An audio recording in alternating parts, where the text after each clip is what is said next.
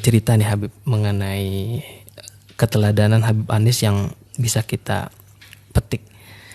Ya, kalau bicara Habib Anis rahimahullah, ini mau sampai kiamat buat saya nggak akan selesai. Nggak akan selesai. Karena kebetulan saya duduk dengan beliau cukup lama. Kenal beliau sejak kecil ya, sejak kelas 2 SD itu saya udah kenal beliau. Setiap malam Jumat hadir maulid, lihat wajah yang teduh, yang indah gitu. Terus bertahun-tahun sampai beliau meninggal dunia. Dua hal yang menarik dari sekian banyak itu, kalau boleh disampaikan dalam waktu yang singkat ini, dua hal. Yang pertama, beliau pengen melayani dengan sepenuh hati. Jadi itu melayani itu dengan sepenuh hati. Nggak ada istilah setengah-setengah. Totalitas. Ya, totalitas dan perfeksionis. Sampai satu contoh kecil di Solo waktu itu, orang pakai baju takwa seperti ini, pakai kopiah putih seperti ini, waktu itu ya. Kalau masuk masjid tampak aneh. Gharib. Ya, sekarang kan ini sudah Pak Haji gitu ya. Kalau udah pakai kopiah putih Pak Haji. Yang belum haji pakai peci hitam kan gitu. Iya. Jadi kalau kopiah putih Pak Haji. Padahal nggak seperti itu kan. Pakai kopiah putih ini kan sunnahnya Rasulullah SAW. Sehingga kalau ada orang ke masjid pakai kopiah putih seakan-akan terasing ya. Terasing. Bagaimana cara Habib Anis untuk membuat masyarakat yang ada di Solo kalau lihat orang pakai kopiah putih nggak asing lagi. Beliau kan punya toko. Habib Anis ini punya toko, jual baju takwa, jual kebutuhan sehari-hari. Nah itu kalau ada orang yang belanja, sering kali dikasih bonus kopiah putih. Dikasih bonus kopiah putih. Nah mau tidak mau yang dapat itu satu merasa senang dikasih Habib Anis, yang kemudian dipakai. Sehingga di masjid-masjid mulai banyak orang pakai kopiah putih. Jadi nggak sungkan lagi. Nggak sungkan lagi. Jadi tidak pakai nggak usah nasihatin A sampai Z, lisanul hal afsah min lisanil maqal. Itulah tasawuf, praktek langsung. Sehingga orangnya mau pakai kopiah putih. Akhirnya menjadi membudaya ya. Jadi hal yang nggak asing lagi itu kopiah putih. Totalitas. Jadi ketika beliau pengen gimana ya masyarakat nih biar bisa menerima kopiah putih, kemudian senang dengan kopiah putih, maka beliau bukan sekedar ngomong, tapi keluarkan hartanya, kemudian praktekkan langsung ya biar orang itu pakai kopiah putih. Ini contoh yang sederhana. Kemudian melayani tamu. Kalau melayani totalitas, nggak pernah setengah-setengah.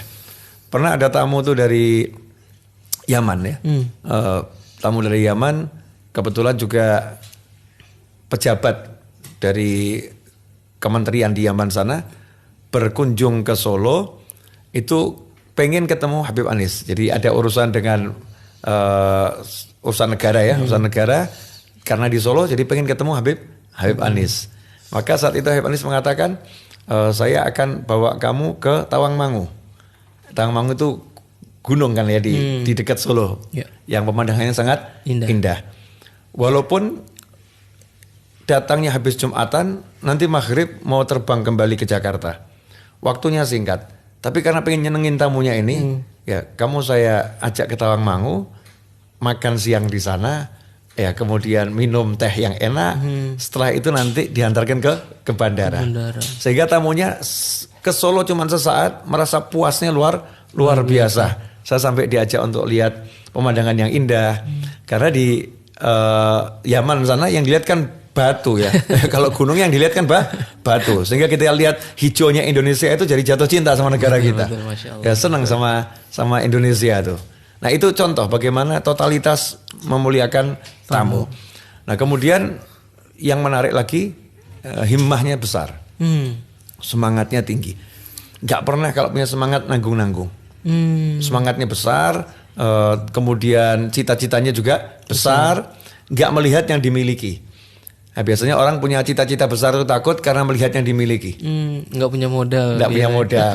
Ketika beliau mau bangun masjid riyadnya untuk dipugar jadi besar itu ya, diperluas. Beliau nggak punya uang untuk membangun itu. Ya, nggak punya uang. Ya ada uang tapi nggak punya untuk bangun itu. Kalimat yang beliau sampaikan ke saya saat itu, novel saya nggak takut karena saya punya Allah. Allah. Ya, saya punya Allah. Kemudian beliau tidak mau minta sama orang. Jadi Tidak mau bangun, minta. nggak punya uang yang cukup untuk membangun, tapi nggak mau minta sama orang.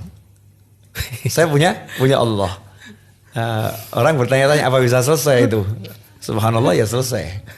Semangatnya tinggi. Nah itu selalu ngajar gitu. Kalau punya semangat yang tinggi, jangan lihat yang kamu punya, lihat yang dipunya Allah. Kalau lihat yang dipunya Allah dan kamu punya Allah, ya minta sama Allah. Terus jalan saja.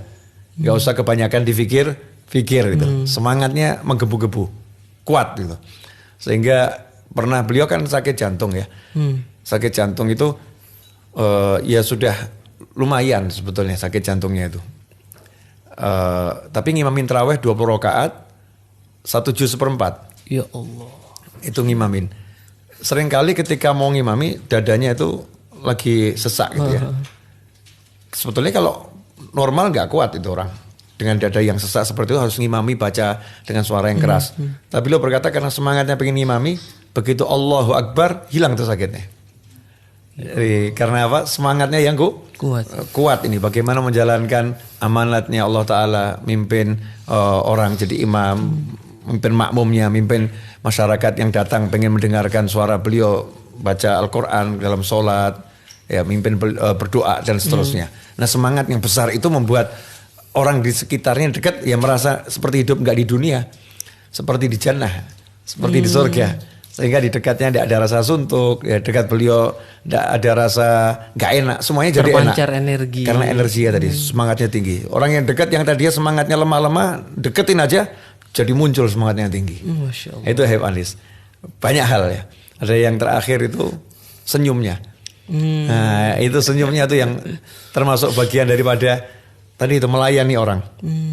Jadi pengen ngasih orang itu seluruh hatinya dikasihkan dengan senyum.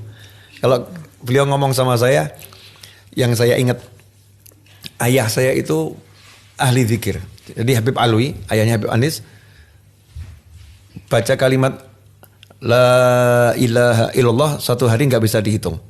Jadi orang dulu kalau di Solo, Pasar Kliwon khususnya, tasbih dulu kan dari biji-bijian tuh. Kalau pengen tasbihnya cepat mengkilap gitu ya, apa biar halus itu mengkilap, itu dipinjamkan ke Habib Alwi. Itu insya Allah 2-3 hari kembali udah mengkilap. Bukan digosok karena dipakai terus, tidak berhenti. Masya Allah. Jadi Habib Alwi itu nggak berhenti ngucap la ilaha illallah, nggak berhenti. Berhentinya cuma 1. Kalau ada tamu. Allah.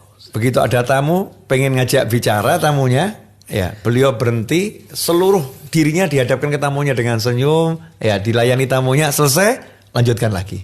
Ya, itulah yang dicontoh Habib Anis. Masya Allah. Yang memberikan sekujur tubuhnya ini untuk orang lain ya, dengan senyum. Totalitas dan semangatnya itu ya. Masya Allah. Masya Allah. Alhamdulillah kita ngobrol nggak terasa ini ya. Terasa. Alhamdulillah. Nanti insya Allah kita lanjut episode Insya Allah, kedua. insya Allah. Oke, Sobat TKNN, terima kasih sudah menyaksikan podcast Tasawuf. Lanjut lagi di Sabtu mendatang. Assalamualaikum warahmatullahi wabarakatuh. Waalaikumsalam warahmatullahi wabarakatuh.